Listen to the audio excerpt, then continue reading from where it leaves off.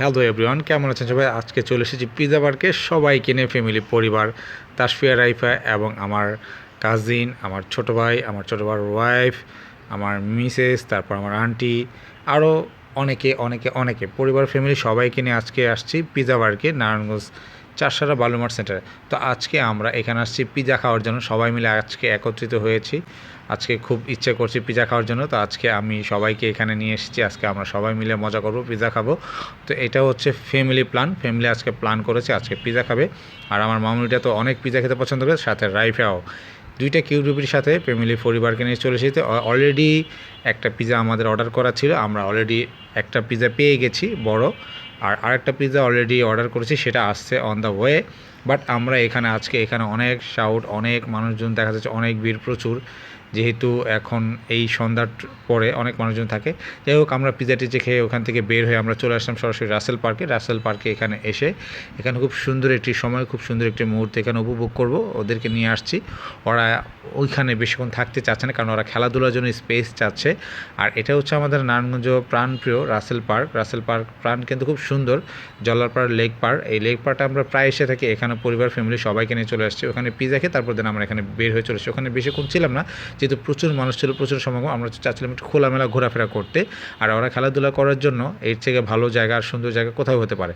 Lake পার্কটা ছিল অসাধারণ, খুবই সুন্দর একটা প্লেস, যেহেতু আলোকসজ্জা ছিল। আর সাথেই লেক পার্ক অনেকে মাছ ধরছে, গল্পগুজব করছে, আড্ডা দিচ্ছে। আর সপ্তাহের যেহেতু ছুটির দিন তো অবশ্যই সবাই আসবে, এটাই স্বাভাবিক। আর এখানে লাইট আলোকসজ্জা সবসময় থাকে সন্ধ্যার পরে, খুবই সুন্দর মুহূর্ত। এদিক দিয়ে বাচ্চারা অনেকটা এক্সাইটেড। এখানে অনেক সুন্দর সুন্দর খেলনার দোকান বসেছে পর্সা সাজিয়ে বাচ্চাদের জন্য, বাচ্চাদের দৃষ্টি আকর্ষণ করে এই সব খেলনাগুলো কেনার জন্য। তো এরা হচ্ছে ভাসমান দোকান, এরা এসে বসে এবং অনেক বাচ্চারা এখান থেকে দেখে না কিনে পারে না, কারণ তার বাচ্চারা দেখেই অবশ্যই ছাড়তে না। অবশ্য আমি তাদেরকে যে স্প্রিং চুরি, মানে হাত দিয়ে খেলে দুই হাতে, ওগুলি কিনে দিয়েছিলাম। যাই হোক, আমার নামটা সঠিক খেয়াল নেই। তারপর ওরা অনেকটা এক্সাইটেড, যেহেতু খোলামেলা জায়গা আসছে। বাসায় সবসময় স্কুলে পড়ে, তো স্কুলে পড়ার ক্ষেত্রে সবসময় হয়তো ফ্রি টাইম পায় না। তো আজকে যেহেতু ফ্যামিলির সাথে আছে, সবাইকে নিয়ে আসছে, একটু আনন্দ মুহূর্ত, একটু ঘুরবো, সময় কাটাবো, এনজয় করব। তাই বাচ্চাদেরকে সময় দেওয়ার জন্য এখানে আসা। মাঝে মধ্যে বাচ্চাদেরকে নিয়ে অবশ্যই বের হতে হয়। আর প্লেসটা খুবই সুন্দর, এখানে অনেকে ছিপ ফেলিয়ে মাছ ধরছে। খুব সুন্দর একটা মুহূর্ত, খুব সুন্দর একটি রাত, অসাধারণ। সন্ধ্যার পর খুবই ভালো লাগে। এখানে অনেক মানুষ আছে, ওখানে ইয়াং জেনারেশনরা আসে, এখানে আড্ডা দেয়, গল্প করে, সাথে অনেক বয়স মানুষকেও আসে, মানে সব ধরনের মানুষ এখানে এসে থাকে এবং আড্ডা দেয়, গল্পগুজব করে, কথাবার্তা বলে।